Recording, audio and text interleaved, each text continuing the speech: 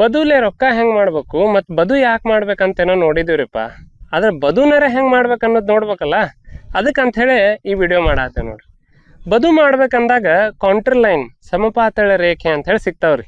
ಅವು ಭಾಳ ಮುಖ್ಯ ಆಗ್ತಾವೆ. ಅವ್ನ ಹೆಂಗೆ ಗುರ್ತು ಹಿಡಿಯೋದ್ರಿ? ಎ ಫ್ರೇಮ್ ಇಲ್ಲ ಹೈಡ್ರೋ ಮಾರ್ಕರ್ ಅಂಥೇಳಿ ಒಂದೆರಡು ಟೂಲ್ ಸಿಗ್ತಾವೆ. ಅವ್ನ ಬಳಸ್ಕೊಂಡು ಇದನ್ನು ಹೆಂಗೆ ಗುರ್ತು ಮಾಡೋದು ಈ ಗೆರಿಗಳನ್ನ ಅನ್ನೋದಕ್ಕೆ ಒಂದು ವಿಡಿಯೋ ಮಾಡಿ ಯೂಟ್ಯೂಬ್ನಾಗೂ ಹಾಕೇವಿ. ಅಲ್ಲಿ ಹೋಗಿ ಒಮ್ಮೆ ನೋಡ್ಕೊಂಡು ಬಿಡ್ರಿ. ಈ ಸಮಪಾತಳಿ ಗೆರಿ ಸಿಕ್ಕಾಗ ಬದು ಗಟ್ಟಿ ಆಗ್ತೈತ್ರಿ. ಇಲ್ಲಾಂದ್ರೆ ಬರೀ ನೀರು ನಿಲ್ಲೋದಲ್ಲ, ಮಳೆಗಾಲ ಮುಗಿದ್ರಾಗ ನಿಮ್ಮ ಬದುನೂ ನಿಲ್ಲಂಗಿಲ್ಲ. ಇನ್ನು ಬದು ನಿಲ್ಲಕ್ಕೆ ಏನು ಮಾಡ್ಬೇಕ್ರಿಪ್ಪ? ಈ ಮನೆಗೆ ಸ್ಲ್ಯಾಬ್ ಹಾಕ್ತಿರ್ತೇವಲ್ರಿ, ಅವಾಗ ಸೆಂಟ್ರಿಂಗ್ ಬಾರ್ ಹಾಕ್ಲಾರ್ದ ಬರೀ ಕಾಂಕ್ರೀಟ್ ಅಷ್ಟೇ ಸುರಿದ್ರೆ ಏನಾಗ್ತೈತಿ? ಗಾಡಿ ಕಟ್ಟಾಕ ಬರೀ ಇಟ್ಟಂಗೆ ಇಟ್ಟರೆ ಅಷ್ಟೇ ಸಾಕಲ್ಲ, ನಡು ಉಸುಕು ಸಿಮೆಂಟ್ ಹಾಕಿ ಯಾಕೆ ಕೊಸ್ತೀರಿ? ಹಂಗೆ ಈ ಬದು ಗಟ್ಟಿ ಆಗಾಕು ಈ ಹುಲ್ಲಿಂದ ಅಥವಾ ಗಿಡಗಳದ ಬೇರು ಆ ಮಣ್ಣಾಗ ಗಟ್ಟಿ ಮಾಡ್ಬೇಕು. ಅದಕ್ಕಂಥೇಳಿ ನಾವು ಬದು ಮೇಲೆ ಸಾಕಷ್ಟು ಥರದ ಹುಲ್ಲು ಗಿಡಗಳನ್ನ ಹಚ್ಕೊಂಡೇವಿ.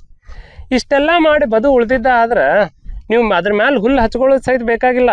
ಬೆಳೆದ ಹುಲ್ಲಿಗೆ ಕಳ್ಳನಾಶಕ ಹೊಡಿಲಿಲ್ಲ ಅಂದ್ರೆ ಬರೀ ಹೊಲ್ದಾಂದ ಗೊಬ್ಬರ ನೀರು ಉಳಿಯೋದಲ್ರಿ, ಕಿಸ್ತಾನ್ ರೊಕ್ಕ ಸಹಿತ ಉಳಿತಾವ.